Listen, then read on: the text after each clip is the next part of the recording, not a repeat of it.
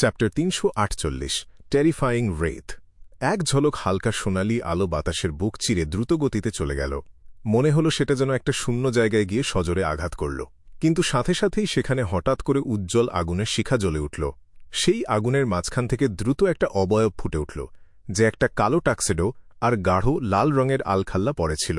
সেই লোকটার বাম হাত পবিত্র আর শুদ্ধ আগুনে পুড়ছিল। সেখান থেকে অনবরত হালকা কালো আর সবুজ ধোঁয়া বের হচ্ছিল, যা তার ফ্যাকাসে মুখটাকে একটা গাঢ় সবুজ আভায় আলোকিত করে রেখেছিল। সেটা ছিল ৪০-এর কোঠার এক লোক, যার মাথায় অনেক তেল মেখে চুলগুলো খুব যত্ন করে আঁচড়ানো ছিল। তার চোখ দুটো ছিল গাঢ় সবুজ রঙের।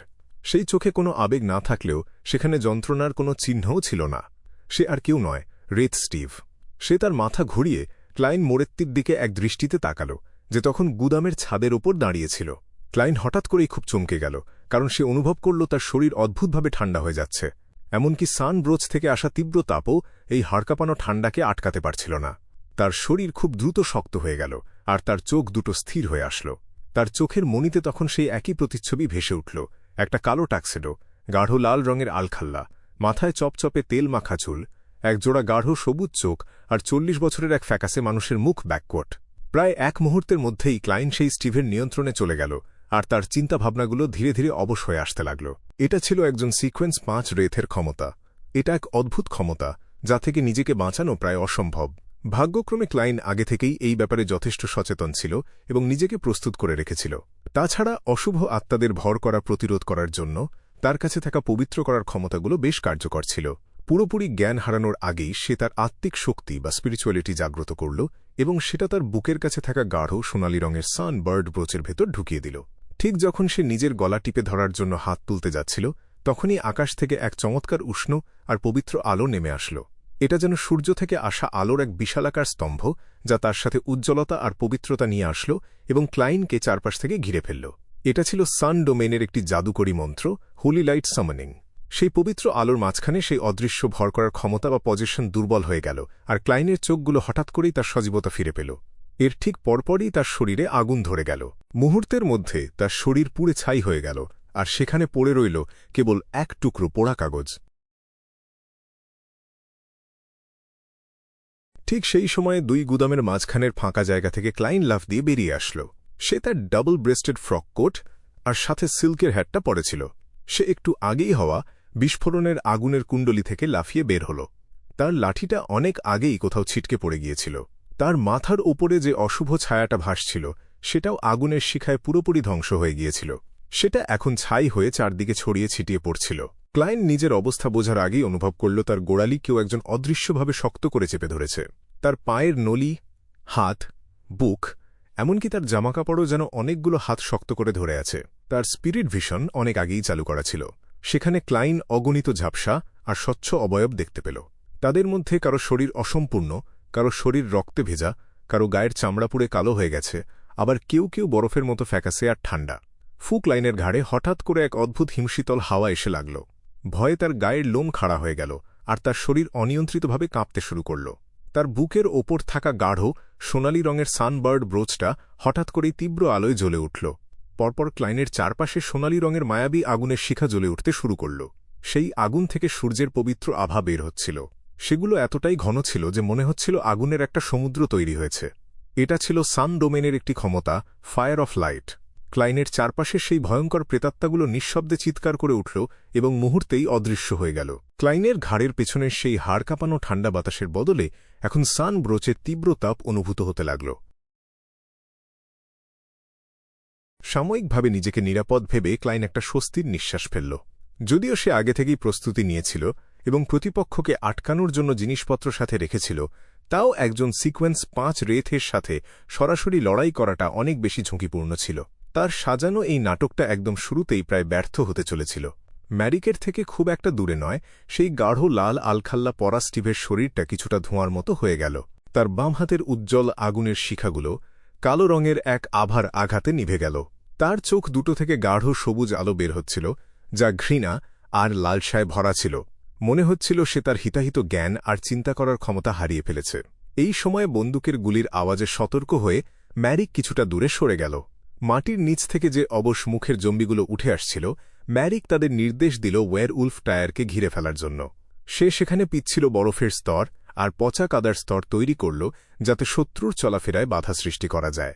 ওয়্যারউলফ টায়ার তার হাতে সেই ছোট্ট লাল রঙের চাঁদটা ধরে রেখেছিল যেখান থেকে টকটকে লাল আলো বের হচ্ছিল। সে এক মুহূর্তের জন্য না থেমে দৌড়াচ্ছিল। যখনই কোনো ম্যারিকের জম্বি তার পথ আটকাল, সে অবলীলায় তার থাবা চালিয়ে দিল। শব্দ করে জম্বিটা সাথে সাথেই 6 টুকরো হয়ে গেল। তার শরীরের লম্বা পচা মাংস আর কিলবিল করতে থাকা পোকাগুলো মাটিতে ছড়িয়ে পড়ল।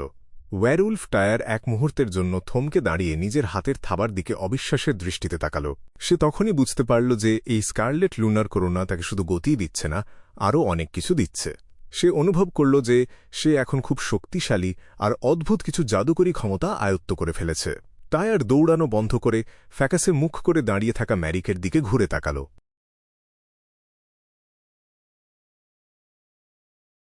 এই মুহূর্তে জম্বি জেসন সেই কাল্পনিক কিন্তু রহস্যময় দরজার খুব কাছে চলে এসেছিল। তার শরীর গাঢ় সবুজ রঙের লতা দিয়ে ঢাকা ছিল, যেখান থেকে ছোট ছোট বাচ্চার মুখ উঁকি দিচ্ছিল। অগণিত হাত তাকে টেনে ধরছিল, যে হাতগুলোর কোনোটা দাঁতে ভরা আর কোনোটার গায়ের চামড়া একদমই নেই। জেসনের চোখ দুটো সেই ব্রোঞ্জ দরজার ফাটলের একদম কাছে চলে এসেছিল। সে দরজার অন্ধকারের ভেতর লুকিয়ে থাকা এক জোড়া বর্ণনাতীত চোখের দিকে স্থির দৃষ্টিতে তাকিয়েছিল। মনে হচ্ছিল ওই জায়গাটাই যেন তার মনের শেষ আশ্রয়স্থল। না, জেসনের শরীরটা রক্তপিপাসা আর খুনের নেশায় আচ্ছন্ন ছিল। সে তীক্ষ্ণ গলায় চিৎকার করে উঠল। ওয়্যারউলফ টায়ার যে পাল্টা আক্রমণ করতে যাচ্ছিল, সে হঠাৎ করেই থেমে গেল। দাঁতে দাঁত চেপে সে সেই ছোট লাল রঙের চাঁদটা স্টিভের দিকে ছুঁড়ে মারল। সে জানত একজন সিকোয়েন্স 5 বিয়ন্ডার যদি তার শক্তি ফিরে পায়, তবেই সে সাহায্য পাবে এবং এই লড়াইটা দ্রুত শেষ হবে। তবেই জেসনকে বাঁচানোর একটা সুযোগ তৈরি হবে। এটা দেখে ক্লাইনের চোখ উজ্জ্বল হয়ে উঠল, আর সে সাথে সাথেই তার আঙুল দিয়ে তুড়ি বাজাল। শব্দ করে একটি বিস্ফোরণ ঘটল। স্কারলেট লুনার করোনা যে পথ দিয়ে যাচ্ছিল, সেই পথে আগে থেকে পুঁতে রাখা একটি বিস্ফোরক ফেটে উঠল। প্রবল বাতাসের ঝাপটায় মাটি ওপরে উঠে আসল, আর সেখান থেকে লাল রঙের আগুনের শিখা ছড়িয়ে পড়ল। এই ধাক্কায় স্কারলেট লুনার করোনার দিক পরিবর্তন হয়ে গেল, আর সেটা অন্য দিকে গিয়ে পড়ল।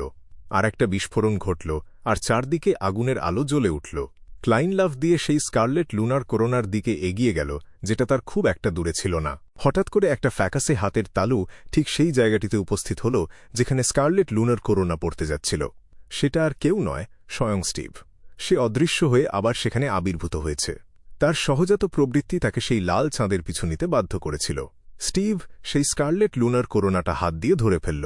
তার গাঢ় সবুজ চোখ দুটোতে এক মায়াবী উজ্জ্বলতা ফিরে আসল। এর ফলে সে তার নিছক প্রেতাত্মা রূপ থেকে আবার একজন সিকোয়েন্স 5 স্তরের শক্তিশালীতে পরিণত হল। সে ক্লাইনের দিকে তাকিয়ে বিদ্রূপের হাসি হাসল। এই দুর্বল শত্রুর সাথে লড়াই করার জন্য তার কোনো তাড়া ছিল না, তাই সে আবারও নিজেকে অদৃশ্য করে নিল। ক্লাইন নিজেকে মাটিতে ছুঁড়ে দিয়ে 2 বার গড়াগড়ি খেল। সে তার বাম হাত পকেটে ঢুকিয়ে আবারও লোহার সেই সিগার কেসটা খুলে ফেলল। সে রোসাগোর অল ব্ল্যাক আইটাকে স্পর্শ করল। ক্লাইনের কানে অগণিত ফিসফিসানি ভেসে আসছিল, যার ফলে তার নাক দিয়ে জল আর চোখ দিয়ে জল গড়িয়ে পড়ছিল। সেই অবস্থার মধ্যেই ক্লাইন অনেকগুলো কালো রেখা দেখতে পেল। সেই রেখাগুলোর উৎস ধরে সে অদৃশ্য স্টিভকে দেখতে পেল। স্টিভ খুব দ্রুত শ্যারনের দিকে এগিয়ে যাচ্ছিল, যে তখন দুর্বল হয়ে মাটিতে পড়েছিল। স্টিভ চাইছিল শ্যারনকে নিজের নিয়ন্ত্রণে নিতে, জেসনকে উদ্ধার করতে আর এই লড়াইয়ের ইতি টানতে, কারণ তাদের এই অভিযানের প্রধান লক্ষ্যই ছিল শ্যারন। ক্লাইন হঠাৎ করে তার বাম হাত সরিয়ে নিল। সে এক মুহূর্ত চিন্তা করে আবারও সান ব্রোচের ভেতরে তার আত্মিক শক্তি ঢুকিয়ে দিল। আকাশ থেকে এক পবিত্র আলোর কুণ্ডলী নেমে আসল, যা পেছন দিক থেকে শ্যারনকে ঘিরে ফেলল। গাঢ় লাল আলখাল্লা পরা স্টিভ কয়েক মিটার দূরে সরে গিয়ে কোনোমতে সেই পবিত্র আলো থেকে নিজেকে বাঁচাল। সেই রক্তিম চাঁদের শক্তির প্রভাবে তার গতি এখন এতটাই বেশি ছিল যে সে চোখের পলকে নিজেকে সরিয়ে নিতে পারছিল।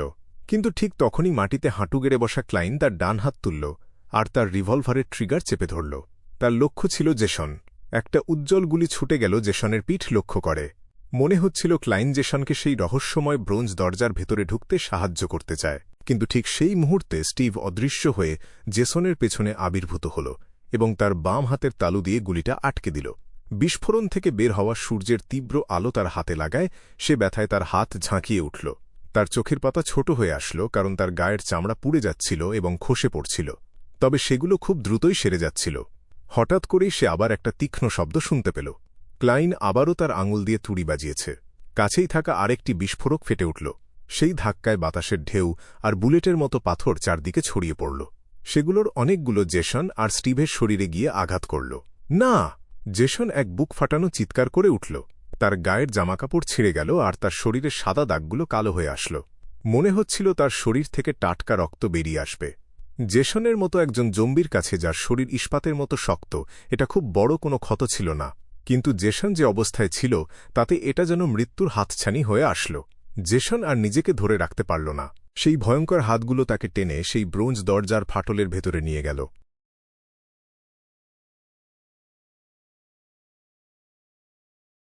জেসনের শেষ আর্তনাদ দূর পর্যন্ত প্রতিধ্বনিত হল। এরপর সেই রহস্যময় আর কাল্পনিক দরজাটা সশব্দে বন্ধ হয়ে গেল। দরজাটা জেসনের বাকি চিৎকারগুলো গিলে নিল এবং তাকে এই পৃথিবী থেকে চিরতরে বিচ্ছিন্ন করে দিল। গুদামগুলোর মাঝখানের সেই ফাঁকা জায়গাটা একদম নিস্তব্ধ হয়ে গেল। জেসন পুরোপুরি অদৃশ্য হয়ে গেছে, যেন সে কখনো এই পৃথিবীতে জন্মই নেয়নি। স্টিভের চোখ দুটো বড় বড় হয়ে গেল আর সে তার মুখ হা করে এক প্রচণ্ড রাগান্বিত চিৎকার করে উঠল, শয়তান! তার গলার আওয়াজ প্রতিধ্বনিত হওয়ার সাথে সাথেই ক্লাইনের মনে হল তার মাথায় কেউ যেন বিশাল এক হাতুড়ি দিয়ে আঘাত করেছে। তার চোখের দৃষ্টি ঘোলা হয়ে গেল, আর সে যা নিঃশ্বাস নিচ্ছিল তা থেকে শুধু রক্তের গন্ধ আসছিল। তার চোখের সামনে সবকিছু টকটকে লাল হয়ে গেল। কিছুক্ষণের জন্য তার কানে ঝিঁঝি পোকার মতো শব্দ হতে লাগল, আর সে অন্য কোনো কিছুই শুনতে পাচ্ছিল না। টায়ার যখন স্টিভকে স্কারলেট লুনার করোনাটা দিয়ে দিয়েছিল, তখন তার শরীরের কালো লোম আর ধারালো দাঁতগুলো আরও বড় হয়ে গিয়েছিল। সেও এখন স্টিভের চিৎকারের হাত থেকে বাঁচতে পারল না। সে যন্ত্রণায় তার দুই হাত দিয়ে কান চেপে ধরল। তার চোখের কোণ আর মুখ দিয়ে রক্ত গড়িয়ে পড়তে লাগল। ম্যারিকের জন্য এটাই সুযোগ ছিল টায়ারকে আক্রমণ করার, কিন্তু তার অবস্থা আরও খারাপ ছিল। ঔষধে চেপে রাখা তার মনের ঘৃণা আর অশুভ ইচ্ছাগুলো আবার মাথাচাড়া দিয়ে উঠল। তার অবস্থা এতটাই শোচনীয় ছিল যে সে তার জম্বিগুলোর ওপর থেকে নিয়ন্ত্রণ হারাতে বসেছিল। তার মুখের অভিব্যক্তি চরম যন্ত্রণায় কুঁচকে গিয়েছিল।